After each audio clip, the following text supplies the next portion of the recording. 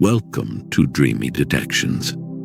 Thank you for choosing this quiet space as your personal sanctuary for rest and gentle thought.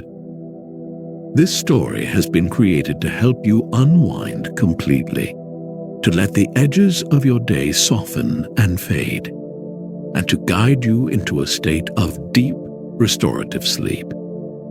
If our tale brings you comfort, a simple like, a subscription, or a kind comment is always a wonderful gift.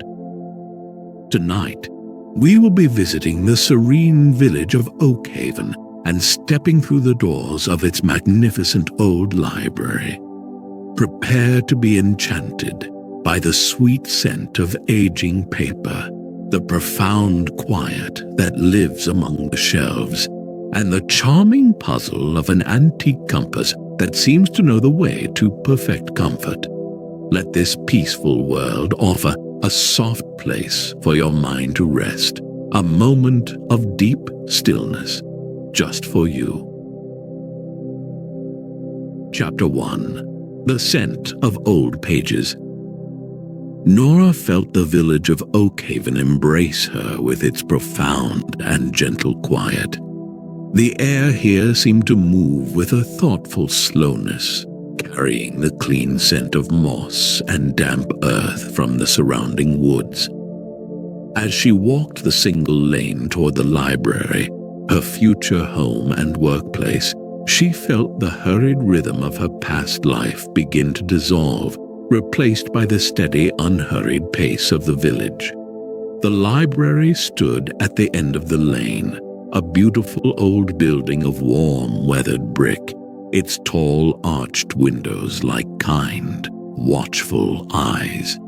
An ancient oak tree stood beside it, its branches reaching out in a welcoming gesture. She turned the large, cool brass key in the lock, and the heavy oak door swung inward with a soft, dignified groan. Stepping inside, Nora closed the door behind her, and the sounds of the outside world vanished, replaced by a deep and reverent silence. She took a long, slow breath, and the scent that filled her lungs was the most comforting perfume she had ever known. It was the smell of millennia of stories, a rich and layered aroma of old paper, sturdy leather bindings, and the faint, sweet scent of the beeswax used to polish the towering wooden shelves. In that moment, she knew she had come home. The main room was vast, with a ceiling so high it seemed to hold the quiet of the ages. Sunlight, soft and golden, streamed through the tall arched windows, illuminating the millions of dust motes dancing in lazy, silent spirals. The light fell upon rows and rows of books, their spines a rich tapestry of deep reds, forest greens, and ocean blues. It was a cathedral dedicated to stillness, a sanctuary built of paper and ink. Nora walked slowly down the central aisle, her hand trailing along the smooth, cool wood of a large reading table, her heart filling with a profound sense of peace. In a small office tucked behind the main desk, she began the gentle process of discovery. She opened drawers that slid out with a soft whisper of wood on wood, finding them filled with old ink pots, beautifully feathered quills, and neatly bundled cards. In the bottom drawer of a large wooden filing cabinet, her fingers brushed against a small, square box. It was covered in a thick layer of dust, forgotten for what must have been a very long time. She lifted it out and placed it on the desk, the dust puffing away in a little cloud. With gentle fingers, she lifted the lid. Nestled inside on a bed of faded velvet was a beautiful brass compass. It was heavy in her hand, solid and real. The brass was tarnished with age, but its craftsmanship was exquisite, with intricate scroll work etched around its edge. The glass face was thick and clear, and beneath it the needle, elegantly shaped, rested in perfect stillness. It was a lovely, tangible piece of the library's history, too beautiful to remain hidden in a drawer. Nora carried the compass out to the main circulation desk, a large, magnificent piece of carved oak that served as the library's heart. She found a soft cloth and began to gently polish the brass. As the layers of tarnish gave way, the metal began to gleam with a deep, warm, golden light, as if it were absorbing the sunbeams from the windows. The compass seemed to awaken under her care, its surfaces reflecting the rows of books and the tall windows in miniature, distorted beauty. She found the perfect spot for it, right in the center of the desk, where it could be seen and appreciated by all who entered. It sat there looking dignified and serene, a silent keeper of direction in a place where one could happily get lost for hours. The compass added a touch of nautical wonder to the room, a hint of grand adventures and faraway seas, now resting peacefully among the quiet stories on the shelves. Its needle pointed north, a steady and constant presence. As the day came to a close, Nora walked through the library, extinguishing the small desk lamps one by one, leaving the room to the soft, fading light of the evening. The library seemed to sigh around her, settling into its nightly repose. She paused at the main desk, her gaze falling upon the newly polished compass. In the twilight, its brass casing held the last of the day's light, glowing with a soft internal warmth. It felt right. It felt like it belonged. And as she locked the great oak door behind her, Nora felt that she too finally belonged. Chapter 2. A Gentle Indication. The library awoke each morning with the slow, gentle grace of a sleeping giant. The first rays of sun would stretch through the eastern windows, gradually illuminating the vast, quiet space. Nora loved this time of day best, when the library was hers alone. She would move through the aisles, the only sound the soft rustle of her clothes, her hands straightening a book here, adjusting a cushion there, preparing the sanctuary for its daily visitors. The brass compass on her desk always seemed to greet her, its polished surface reflecting the dawn's rosy light. A few days into her new role, a visitor arrived, a young woman with a tired look in her eyes and a heavy stack of books in her arms. She approached the desk with a soft-spoken question. "I'm looking for a truly comfortable place," she whispered. "Somewhere I can just settle for a while." Nora's heart went out to her. She knew that need for a safe harbor, a quiet corner in a loud world. She was about to suggest her own favorite nook when her eyes fell upon the compass. Something remarkable was happening. The elegant needle, which had been pointing steadfastly north since she had placed it on the desk, was now in motion. It was not a quiver or a shake, but a slow, graceful, and utterly deliberate swing. It moved with the patient certainty of a turning season, gliding silently over the markings on its face. It passed east, then south, until it came to a gentle, unwavering stop, pointing directly toward a far corner of the library. Nora watched, holding her breath, a feeling of deep and peaceful curiosity blooming within her. Her gaze followed the direction of the needle. It pointed toward a single high-backed armchair upholstered in soft, moss-green velvet. The chair was tucked away in a sun-drenched alcove next to a tall window that overlooked the library's quiet garden.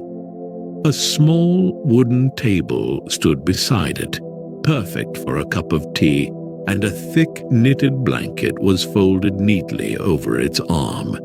It was the picture of perfect solitary comfort. Nora looked back at the visitor, a gentle smile on her face.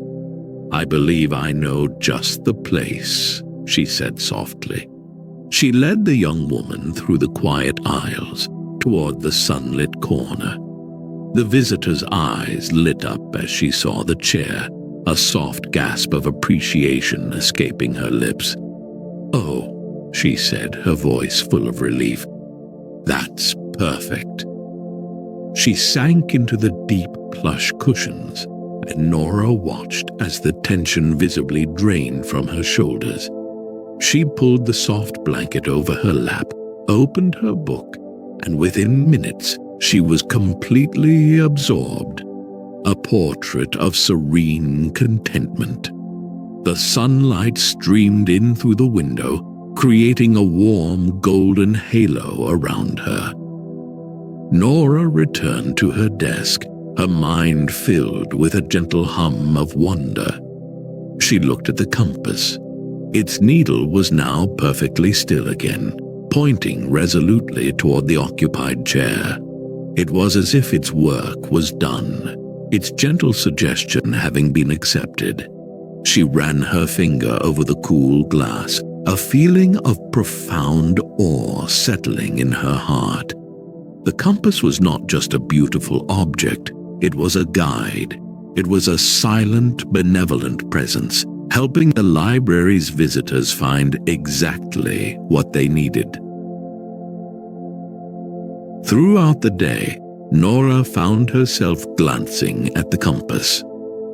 When the young woman finally left looking rested and with a bright, genuine smile, the compass needle swung slowly, gracefully, back to its familiar northward position.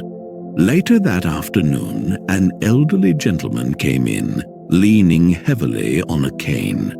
As he paused near the desk, the needle once again moved, this time pointing toward a sturdy, supportive chair near the warmth of a sunlit patch on the floor. He found it and settled with a grateful sigh. Nora felt no need to question or analyze this gentle magic. It felt as natural as the sunlight streaming through the windows or the comforting scent of old books. It was simply another layer of the library's unique and profound peacefulness. The library was a place that cared for its occupants, and the compass was its quiet, humble instrument. This gentle, unfolding wonder filled her not with excitement, but with a deep and abiding sense of calm. The library was more than a building full of books. It was a place that actively nurtured the peace of those within its walls. Chapter 3. Whispers Among the Shelves. The gentle guidance of the brass compass soon became one of the Oakhaven Library's most cherished and understated charms. It was never spoken of loudly, but rather acknowledged with soft smiles and knowing glances. A regular patron searching for a new place to sit would pause by the main desk, watch the slow, graceful swing of the needle, and then follow its silent direction with a quiet, appreciative nod. The compass never failed. It always pointed to the patch of sun just warm enough, the chair with the perfect support, or the quietest corner for deep concentration. Nora loved watching these gentle interactions. The compass fostered a unique relationship between the patrons and the library itself. They were not simply using the space, they were being cared for by it. The library was a benevolent host, and the compass was its way of offering a comfortable seat to a weary guest. This shared, unspoken secret wove a new thread of gentle warmth into the community, a quiet bond of shared wonder among those who sought refuge in the world of books. One rainy afternoon, Mr. Abernathy sat with Nora at the large reading table, a steaming cup of herbal tea warming his hands. The only sounds were the soft patter of rain against the tall windows and the gentle rustle of turning pages from the library's few other occupants. Mr. Abernathy, with his serene eyes and calm presence, was the embodiment of Oakhaven's peaceful spirit. He looked over at the compass, which was pointing steadfastly toward a young boy curled up in a window seat, completely lost in a book of adventures. "That compass has always had a sense of things," Mr. Abernathy said, his voice a low, pleasant rumble. "It belonged to Captain Alastair Finch, the man who built this library. He sailed all over the world, and that compass always brought him safely back to port." Nora listened, captivated. She loved hearing the stories that lived within the library's walls, the histories as rich as the books on the shelves. This piece of lore felt like finding a hidden, beautiful illustration in a beloved old tale. When he retired from the sea, Mr. Abernathy continued, he wanted to build a safe harbor here, in the heart of the village, a place where anyone could come to find a bit of quiet and shelter from life's storms. He smiled, a gentle, fond expression. He placed his compass on the desk on the very first day, and he used to say that even though its work on the high seas was done, it would continue its true purpose, guiding people home. The story settled into Nora's heart, a perfect, beautiful truth. The compass wasn't pointing to a direction on a map, but to a feeling. It was guiding people to their own small, personal harbor of peace within the library's embrace. The knowledge filled her with a profound sense of continuity, of being a part of a long legacy of care and quiet comfort. She was not just a librarian. She was the keeper of a sanctuary, a guardian of the harbor Captain Alastair had so lovingly built. She and Mr. Abernathy sat in comfortable silence for a while, sipping their tea and watching the rain draw silvery trails down the window panes. The library felt incredibly cozy, a warm, dry haven against the damp, gray world outside. The scent of old books seemed richer, the soft light from the lamps warmer. The quiet hum of contentment in the room was almost palpable. The compass on the desk seemed to absorb this atmosphere, its brass glowing with a deep, reassuring light. The shared knowledge of the compass's history deepened Nora's connection to Oakhaven and its gentle inhabitants.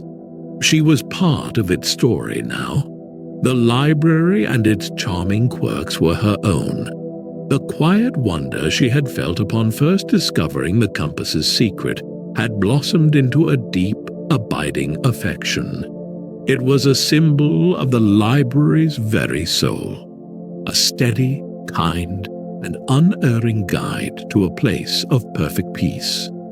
The whispers among the shelves were not just of stories and books, but of the living, breathing story of the library itself. Chapter 4. The Heart of the Hearth. The first chill of late autumn arrived with a gentle sigh, dressing the village of Oakhaven in a soft morning mist, and turning the leaves of the ancient oak tree to shades of deep gold and rustic crimson. A new kind of quiet settled over the library, a cozy, expectant hush that called for warmth and mugs of steaming tea. Nora knew it was time. With a feeling of gentle ceremony, she carried a basket of dry, fragrant birch logs to the library's magnificent old fireplace, which had slumbered peacefully all through the warmer months. She knelt on the hearth and carefully built a small structure of kindling and logs. With the strike of a single match, a small flame flickered to life, catching the dry wood and growing steadily into a cheerful, dancing fire. A wave of warmth immediately began to spread through the vast room, carrying with it the comforting, smoky scent of burning birch. The firelight cast a flickering golden glow on the spines of the nearby books and made the polished wooden floor gleam. The library instantly felt more alive, its heart now visibly warmly beating. As patrons began to arrive, drawn in from the chilly air, they would pause just inside the door, their faces breaking into soft, appreciative smiles at the sight and scent of the fire. The atmosphere in the room shifted, becoming even more deeply comforting and welcoming. Readers naturally gravitated toward the hearth, pulling armchairs into a loose, friendly circle, their books resting in their laps as they soaked in the radiant warmth. The soft crackle and pop of the logs became the library's gentle, rhythmic heartbeat for the day. Later in the evening, as the last of the patrons departed into the crisp night air, Nora was left alone with the slumbering fire. The library was bathed in the soft, intimate glow of the embers and a few small desk lamps. She tidied the last of the returned books, her movements slow and peaceful, her mind filled with a deep sense of contentment. Her work for the day was done. As she passed the main desk on her way to fetch her coat, she paused, her gaze falling upon the brass compass. Throughout the day, its needle had been in quiet motion, pointing first to one happy reader by the fire, then another. Now, in the empty, silent library, it was perfectly still. Its needle was pointing with a steady, unwavering certainty directly at the fireplace, at the glowing, warm embers that were the source of the room's deep comfort. It was pointing to the very heart of the hearth. Nora stood there for a long moment, a profound and beautiful understanding blooming within her. Mr. Abernathy's words came back to her, guiding people home. The compass did not just point to a comfortable chair or a sunny spot. It pointed to the epicenter of warmth, of safety, of belonging. On this chilly autumn night, the heart of the library, its truest point of comfort, was the fire. The compass, in its gentle, silent way, had affirmed this simple, wonderful truth. It was a guide to the feeling of being perfectly, peacefully at home. A feeling of immense gratitude washed over Nora. Gratitude for this incredible building and its gentle secrets, for the kind people of Oakhaven, and for the quiet, meaningful life she was building here. She walked over to the hearth and sank into one of the deep armchairs, holding her hands out to the residual warmth of the embers. The firelight danced on the polished brass of the compass on the desk, making it seem as though it, too, was sharing in the warmth. She felt a deep physical release of tension she hadn't even known she was carrying. Her breathing slowed, sinking with the gentle pulsing glow of the embers. This was her harbor. This was her home. The compass had guided her here too, not just by pointing the way for others, but by showing her the true warm heart of this place she had come to love so deeply. Wrapped in the profound peace of the firelit library, Nora felt a lasting contentment settle deep within her soul.